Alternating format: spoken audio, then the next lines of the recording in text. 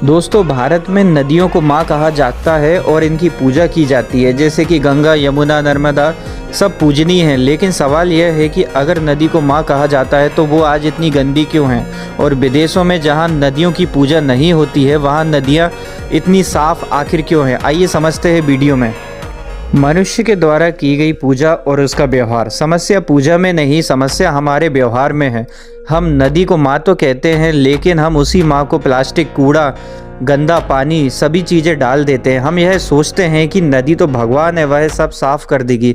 लेकिन सच्चाई यह है कि नदी जो है वो भगवान का दिया हुआ एक वरदान है। भारत में नदियों को हम माँ कहते हैं, लेकिन क्या माँ के साथ ऐसा व्यवहार किया जाना उचित है? दोस्तों, आखिर असली कारण है क्या? भारत की नदियां इसलिए गंदी हैं क्योंकि शहरों का सीवेज, गंदा पानी सीधे नदी में जाता है। फैक्ट्रियों का जहर नदियों में सीधे ही छोड़ दिया जाता है बिना फिल्टर किए, और हम सब चुप रहते हैं। इसके लिए सरकार ने कानून बनाया है पर कोई पालन नहीं करता है, सजा है पर कोई कड़ी कार्रवाई नहीं है। इसके लिए किसी की जिम्मेदारी ही तय नहीं है। दोस्तों, अगर भारत की नदियों की तुलना विदेशों से की जाए तो विदेशों में नदी की पूजा नहीं होती। दोस्तों, भारत की नदियों की तुलना अगर विदेश की नदियों से की जाए तो विदेश में नदी की पूजा नहीं होती है, लेकिन नदी में कचरा फेंकना एक कठोर दंडनीय अपराध है। वहाँ हर एक बूंद पानी, गंदे पानी को नदी में छोड़ने से पहले उसे अच्छी तरह साफ किया जाता है और फिर नदी में छोड़ा जाता है। इसलिए वहाँ नदियों को सम्मान जो है वो शब्दों से नहीं दिया जाता है, बल्कि लोग अपने कर्मों से सम्मान देते हैं। इसलिए विदेश में जहाँ नदी की पूजा नहीं होती है तो भी वहाँ नदियाँ जो है वो इतनी साफ बनी हुई है।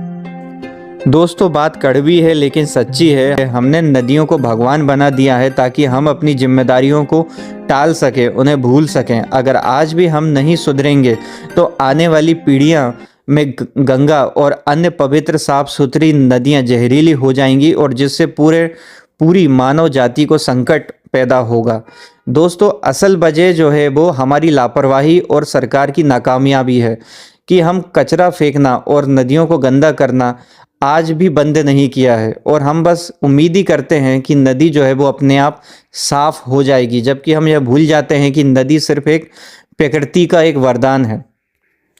दोस्तों, आखिर इसके लिए क्या करना चाहिए जिससे नदियां स्वच्छ बनी रहे? इसलिए दोस्तों, हमें सरकार पर ही निर्भर नहीं रहना चाहिए, हमें इसकी शुरुआत स्वयं से करनी चाहिए, और नदियों में गंदगी और कचरा फेंकने से हमें बचना चाहिए और इसकी जिम्मेदारी लेना पड़ेगा और दूसरों को भी बताना पड़ेगा। वीडियो अच्छा लगा तो लाइक करें और शेयर करें, कमेंट कर बताइए।